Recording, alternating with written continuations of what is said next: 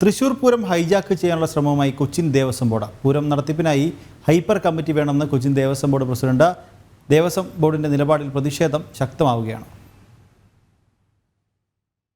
തൃശൂർ പൂരം നടത്തിപ്പിൽ 6 ഘടകക്ഷേത്രങ്ങൾ കൊച്ചിൻ ദേവസ്വം ബോർഡിൻ്റെതാണെന്നും തിരുവമ്പാടി പാറമേക്കാവ് ഭാഗങ്ങൾ ദേവസ്വം ബോർഡിന്റെ മേൽനോട്ടത്തിൽ ഉള്ളതാണെന്നും അതുകൊണ്ട് ഇത്തരം പ്രശ്നങ്ങൾ ആവർത്തിക്കാതിരിക്കാൻ പൂരം നടത്തിപ്പിനായി ഹൈ പവർ കമ്മിറ്റി വേണമെന്നാണ് കൊച്ചിൻ ദേവസ്വം ബോർഡിന്റെ ആവശ്യം.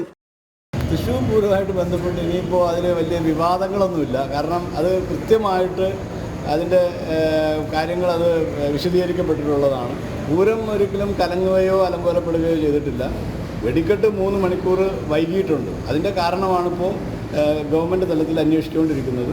അതിൻ്റെ സത്യാവസ്ഥ എന്തായാലും തീർച്ചയായിട്ടും വേണം. ഇപ്പം തന്നെ പല ഒരു പൂരവുമായിട്ട് ബന്ധപ്പെട്ട് ആ ഇതിൽ സംഭവ സ്ഥലത്തുണ്ടായിരുന്നവർക്കൊക്കെ അറിയാം എന്താണ് സംഭവിച്ചതെന്നുള്ളത്.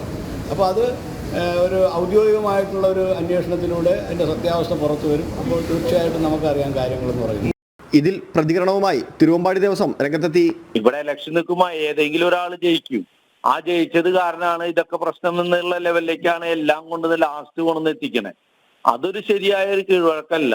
ഇലക്ഷൻ കഴിഞ്ഞു ആരെങ്കിലും ജയിച്ചു, അത് കാരണമാണ് തൃശ്ശൂർ പൂരം ഈ ഇന്നതിലേക്കായ ആ പ്രശ്നങ്ങളിലേക്ക് പോണേ എന്നൊന്നും പറഞ്ഞ് അവസാനിപ്പിക്കണേൽ ഒരു അർത്ഥമില്ല.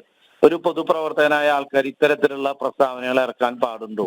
ഇതൊക്കെ ഒരു കമ്മ്യൂണൽ ബാലൻസ് ചെയ്തിട്ടല്ല എല്ലാ കാര്യങ്ങളും പോകണ്ടേ. ദൈവികമായി നടക്കുന്ന കാര്യങ്ങളെ അതിനെ കരിവാരി തേച്ച് അതെല്ലാം അങ്ങനെയല്ല ഇങ്ങനെയാണ് എന്ന് പറയുന്ന രീതിയിലേക്ക് പോകുന്ന ഒരു രീതി ശരിയല്ല. കൊച്ചിൻ ദേവസ്വം ബോർഡിന്റെ പ്രതികരണത്തിൽ ശക്തമായ പ്രതിഷേധമാണ് ഉയരുന്നത്. ദേവസ്വം ബോർഡ് ഈ നിലപാടിൽ നിന്ന് പിന്നോട്ട് പോകണമെന്നാണ് ഉയരുന്ന ആവശ്യം. ജനം, തൃശൂർ.